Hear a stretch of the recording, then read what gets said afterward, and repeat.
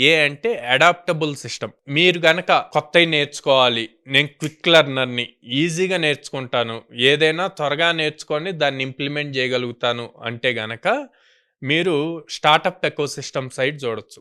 Startup okay. Ecosystem అందరికి కూడా త్వరగా నేర్చుకొని, త్వరగా ఇంప్లిమెంట్ చేసే మనస్తత్వం ఉన్నవాళ్ళు కావాలి. సో, అడాప్టబిలిటీ సిస్టమ్ ఉండటం గూడా చాలా ఇంపార్టెంట్. ఎందుకు? ఫర్ సపోజ్ స్టార్టప్ కాకుండా ఏ కంపెనీ అయినా తీసుకోండి. హ్మ్. కంపెనీస్ ఎలా వర్క్ అవుతాయంటే క్లయింట్స్ ఇచ్చే ప్రాజెక్ట్స్ బేస్ చేసుకొని వర్క్ అవుతాయి. హ్మ్. ఫర్ సపోజ్ నేను మాన్యువల్ టెస్టింగ్ నేర్చుకున్నాను. కంపెనీలోకి మాన్యువల్ టెస్టింగ్ మీదే ఇంటర్వ్యూ జరిగింది. కంపెనీలోకెళ్ళాం. ఒక ప్రాజెక్ట్ అయిపోయింది. అయిపోయిన 4, 5 మంత్స్‌కే ప్రాజెక్ట్ అయిపోయింది. ఇప్పుడు వాళ్ళు ఆటోమేషన్ కావాలన్నారు. టెస్టింగ్‌లోనే నెక్స్ట్ లెవెల్ అవును. ఆటోమేషన్. సో, మీరు త్వరగా అడాప్ట్ చేసుకోవాలి. త్వరగా నేర్చుకోవాలి. నేర్చుకుంటే ఆ ప్రాజెక్ట్‌లో మీరు ఉండగలుగుతారు.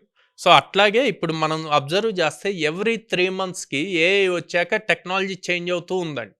సో, ప్రతి ఒక్కళ్ళు కంపల్సరీగా ఈ స్కిల్ అన్నది ఉండాలి. అడాప్టబిలిటీ అన్నది ఉండాలి.